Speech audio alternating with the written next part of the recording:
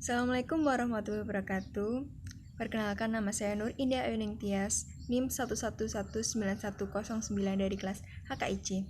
Di sini saya akan mempresentasikan hasil kerja saya tentang wakif dalam perspektif fuqaha dan undang-undang. Yang pertama, kita harus ketahui apa itu wakif. Wakif adalah orang yang mewakafkan harta bendanya. Pihak wakif dan syarat-syaratnya. Yang pertama, pihak wakif perorangan, yaitu syaratnya dewasa, berakal sehat, tidak terhalang melakukan perbuatan hukum, dan pemilik sah harta benda wakaf. Yang kedua, pihak wakif organisasi, yaitu syaratnya harus memenuhi ketentuan organisasi untuk mewakafkan harta benda wakaf milik organisasi sesuai dengan anggaran dasar organisasi yang bersangkutan.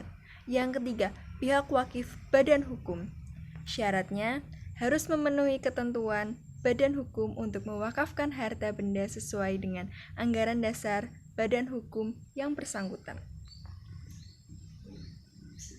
Dalam pasal 215 ayat 2 Kompilasi Hukum Islam dan pasal 1 ayat 2 Peraturan Pemerintah, wakif adalah orang atau orang-orang ataupun badan hukum yang mewakafkan benda miliknya.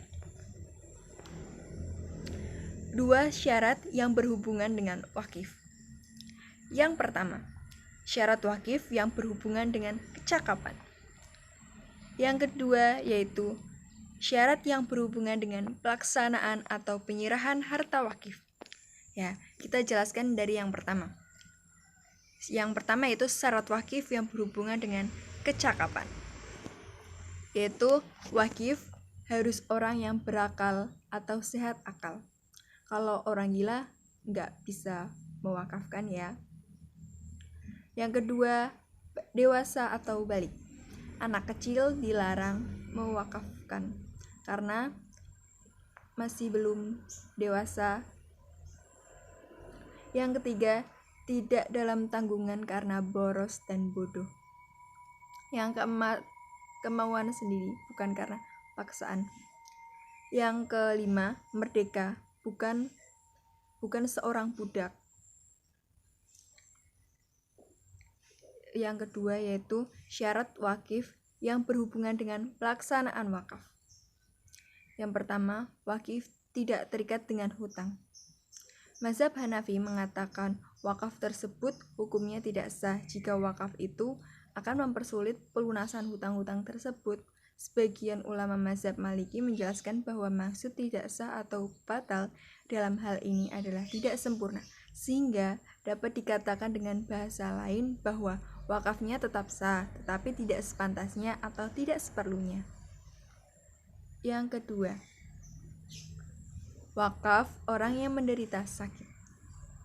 Mayoritas ulama memahami bahwa penderita sakit itu sama dengan wasiat, sehingga hartanya terkait dengan hutang dan sedekahnya hanya dilaksanakan sejumlah sepertiga dari hartanya.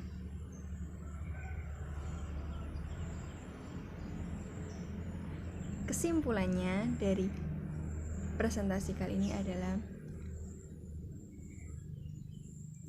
wakaf itu termasuk akad tabaruk. Syarat wakif: sehat akalnya, balik, tidak terpaksa atau dipaksa. Yang keempat, sadar. Nah, orang gila, anak-anak, orang yang terpaksa atau dipaksa itu tidak bisa melakukan wakaf. Terima kasih, sekian presentasi dari saya. Apabila ada kekurangan dan salah tutur kata mohon dimaafkan. Terima kasih. Wassalamualaikum warahmatullahi wabarakatuh.